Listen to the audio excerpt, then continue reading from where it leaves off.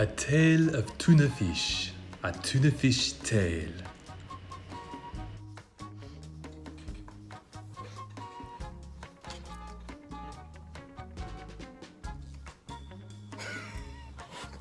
Oh, it's all such a mess. Look at this mess. My hair is a mess. My clothes are a mess. I want to talk to you about life. It's just too difficult to be alive, isn't it? And to try to function. There are all these people to deal with. I tried to buy a can of tuna fish in the supermarket, and there was this person standing right in front of where I wanted to reach out to get the tuna fish. And I waited a while to see if they'd move, and they didn't. They were looking at tuna fish too, but they were taking a real long time on it, reading the ingredients on each can like they were a book. A pretty boring book if you ask me, but nobody has. So I waited a long while. They didn't move. And I couldn't get to the tuna fish cans, and I thought about asking them to move.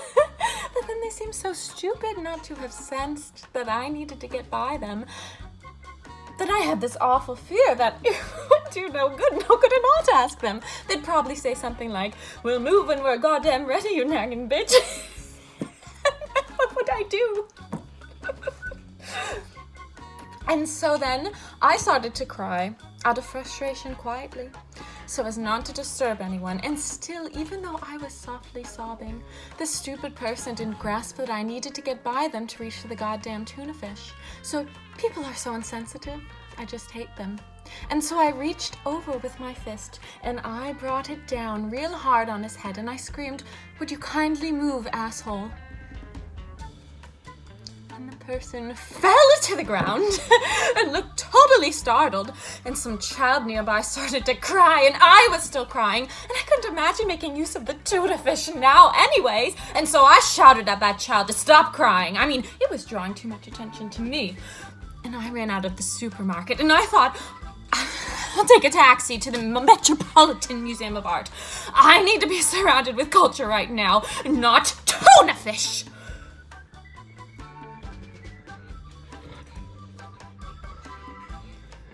I was in the supermarket the other day about to buy some tuna fish when I sensed this very disturbing presence right behind me.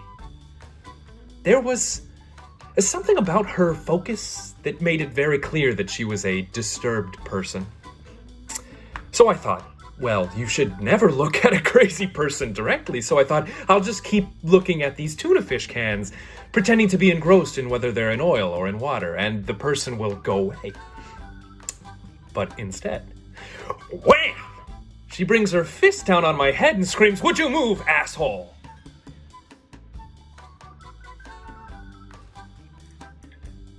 Now, why did she do that? She hadn't even said, "Would you please move?" at some initial point, so I would have known what her problem was. Admittedly, I don't always tell people what I want either. Like the people in the movie theaters who keep talking, you know, I just give up and resent them. But on the other hand, I don't take my fist and go wham on their heads. I mean, analyzing it, looking at it in a positive light, this woman probably had some really horrible life story that, you know, kind of explained how she got to this point in time, hitting me in the supermarket. And perhaps if her life since birth had been explained to me, I could have made some sense out of her action and how she got there.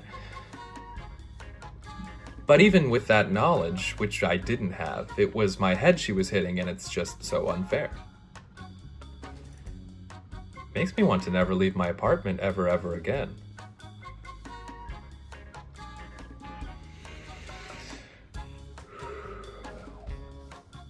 I am the predominant source of energy in my life. I let go of the pain from the past. I let go of the pain from the present. In the places of my body where pain lived previously, now there is light and love and joy.